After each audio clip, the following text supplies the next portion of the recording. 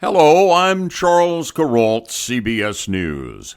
Back briefly from the great beyond in search of the complete story of Vermont's legendary BEDELL covered bridge. An extraordinary piece of history, and a little slice of heaven on earth I happened upon while filming my on-the-road stories for the network way back in the 1970s. The BEDELL Bridge was under construction at the time. More accurately, it was under construction once again. In order to learn the rest of the story about the BEDELL Bridge, I have turned to a remarkable man named Bradford Johnston, a venerable resident of Bradford, Vermont. Brad's a piece of local history himself, a charming fellow who's been around these parts longer than almost anyone can remember. Brad is known to some as a reverse Jesus. You see, he's a minister who became a carpenter, and one of the very best. His impressive craftsmanship is visible throughout the area. And yes, as a young man, Brad Johnston worked on restoring the BEDELL Bridge. Apparently, our paths crossed during my visit to the bridge project in the 70s. I know that because Brad made mention of it in the recently completed piece he wrote entitled My BEDELL Bridge Story by Bradford Johnston, Bradford, Vermont, 2024. I'd like to share it with you right now. There have been 5 bridges built to span the Connecticut River between South Newbury and Haverhill Corner. The 1805 bridge had to be rebuilt in 1823. The floods of 1841 and 1862 necessitated the rebuilding of 2 more. After the storm of 1866, the 5th bridge was erected to span the river for 92 years. This was a 2-span bridge that measured 382 feet in length. It was the second longest wooden bridge in the country. In 1973, there was a flood of the Connecticut River in this area. There was high water and ice that rose to the level of the bridge and damaged the wooden structure significantly. The bridge nearly collapsed. The bridge had been closed to vehicle traffic since 1958, but its 2-span burr truss wooden frame was beautiful and inspirational. A community movement to restore the bridge was started. Money came from many sources, and eventually $250,000 was raised and spent over a period of years. A builder from Ashland, New Hampshire, was hired to repair the bridge. Milton Grayton was a self-educated engineer of note. He was called to advise solutions for people with more degrees but less experience than what he had. He and his 3 sons moved buildings, among other jobs. The work on the bridge began in 1973. I moved to the area at this time, having been a summer person all my life before that. Then, living in Newbury Village, I became acquainted with another woodworker-carpenter, Ken Rower. He was fixing up his house while making beautiful furniture in his spare time. He became aware of the bridge repair and told me that he had been hired to help. Immediately, I went to the job site and asked Milton for a job and was hired. He made Ken and myself a sort of team. Milton and his sons had been there for quite some time and had gotten the structure mostly stabilized and straightened. Where the large members of the trusses had opened up, I could see the surfaces that had been touching. The weather and dirt had not penetrated at all. This meant that both pieces had fit perfectly over their entire meeting surfaces. These were large joints, and I was in awe of the skills of the people who had made the bridge originally. I felt challenged and proud to be part of the project. What Milton and his sons had done previously was beyond amazing to me. He buried 2 very large oak logs in 2 stakes on both ends of the bridge. These logs were over 3 feet in diameter and 20 feet long.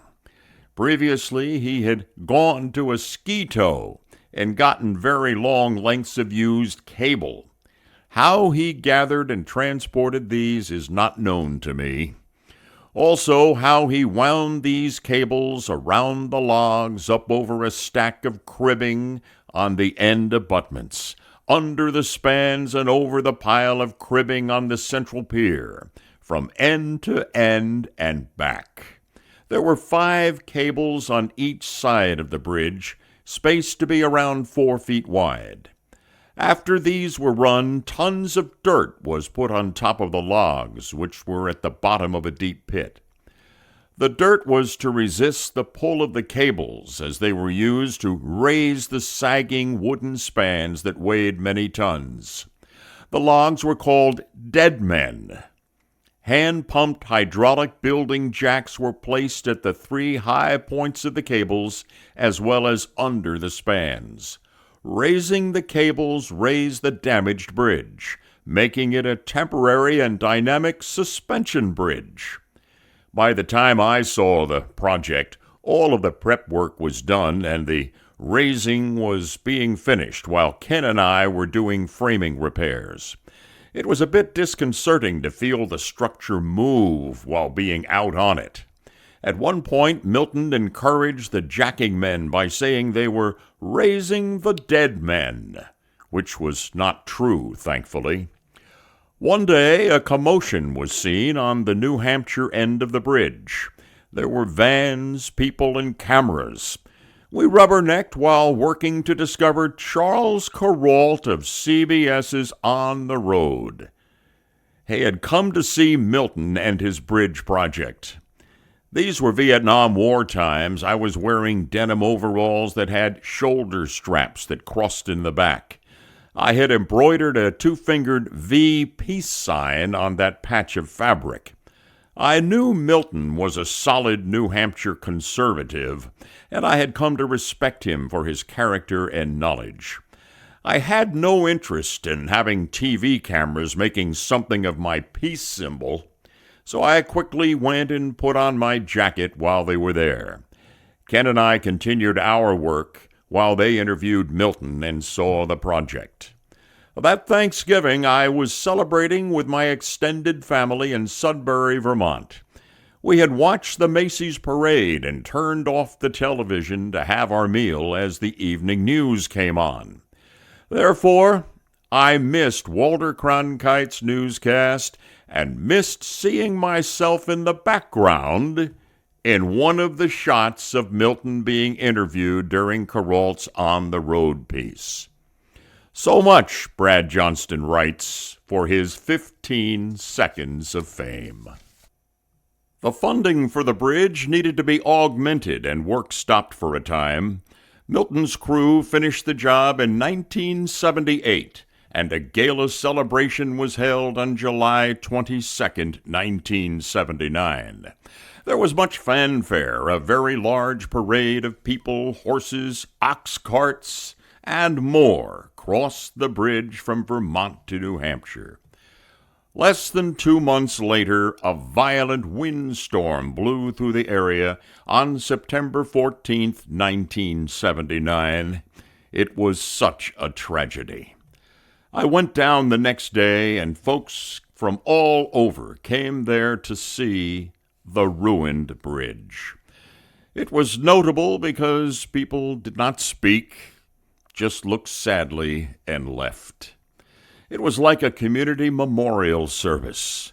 I felt badly for Milton.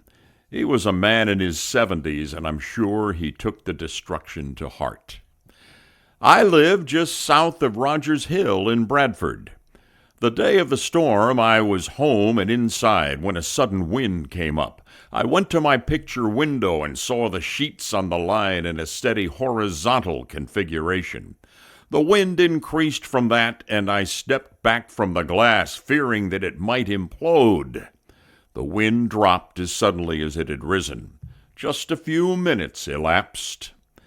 The next day, I drove to the bridge site using Moore Hill Road off of Snake Road. A short way down that road on the east side, I saw about 5 acres of full-grown trees that had been completely leveled. It was astonishing to me, and I assumed a small twister put down in that spot and wreaked havoc. On Route 5, I saw severe damage to Swenson's barn. This barn was framed in 8x8 timbers that were mortised, tenoned, pinned, and braced. It looked like a giant had reached down, punched the corner of the building, and had broken it asunder. The corner is a very rigid part of the frame, and that seemed almost impossible to me. When I arrived at the bridge side, I found that it was floating on the north and upstream side of the central pier. The current kept the floating wood stable, and it spanned the river from shore to shore. The center pier was cleaned of wood, and the ends of the wrecked bridge were curved up the banks and still touching their respective abutments. The rectangular shape of the bridge was now flattened and floating on the water. The north wall, composed of the truss and siding boards, rested inside up, while the south wall rested on the north wall with its inside down. It became clear to me that the center of the bridge had been pushed by this wind, and it had slid on the top of the pier to the north, and the weight of the structure came to rest on the tipping, huge laminated arches, which acted as large levers while tilting to the north and laying the walls on top of one another. The weight of the center of the bridge, falling and flattening, did the same to the ends. The roof was scattered, as was the flooring. In order to support my hypothesis, I walked out to the middle pier on the exterior boards of the southern wall.